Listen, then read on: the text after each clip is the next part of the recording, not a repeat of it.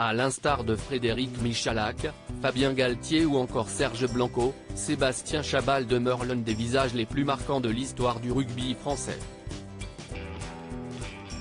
Si l'on se souvient de son style brutal, sa barde légendaire ou encore de ses plaquages d'une rare violence, si est pour une toute autre raison qu'il fait à nouveau la une des journaux aujourd'hui. En effet, l'ex-international du 15 de France aux 65 sélections est impliqué dans une sombre affaire à l'approche de la Coupe du Monde de rugby 2023, organisée en France, comme le rapportent nos confrères du Parisien qui s'appuient sur une source proche du dossier. Le sportif, qui est un des ambassadeurs de l'événement, est soupçonné de faire partie d'un trafic illégal de billets en marge de l'organisation de cette compétition. Le mari d'Annick aurait ainsi acquis pas moins d'une grosse centaine de places, pour une valeur potentielle de plusieurs dizaines de milliers d'euros, alors que la limite individuelle pour l'acquisition de ces précieux sésames est théoriquement fixée à 8 par personne. Des questions se posent sur l'hypothèse d'un trafic de billets mais rien n'est établi à ce stade, explique à ce sujet la source proche de l'enquête à l'AFP.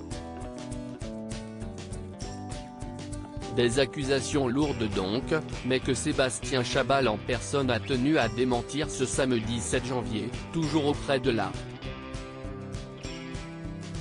Je n'entends pas faire de bénéfices sur ces places. Oui, j'ai bénéficié d'un accès privilégié pour acheter plus de billets que ce qu'il est possible de faire par une seule personne, en raison de mon statut d'ambassadeur de France 2023, a réagi Sébastien Chabal dans un communiqué. Je n'ai pas eu de gratuité ou de tarifs préférentiels. Et non, je n'entends pas faire de bénéfices sur ces places, a rajouté l'ex-joueur de Lyon ou de Bourgoin-Jallieu, affirmant ainsi qu'il n'est impliqué dans aucun trafic de billets. Il est évident que ces places ne sauraient être revendues par ceux qui en bénéficieront. Il est tout aussi inenvisageable qu'elles puissent servir à des opérations commerciales. Un autre ancien rugbyman, répondant au nom de Henri Mioche, et faisant partie de l'organisation de la Coupe du Monde entre 2017 et 2020, est lui soupçonné d'avoir acheté pas moins de 600 billets, toujours d'après cette source proche de l'enquête.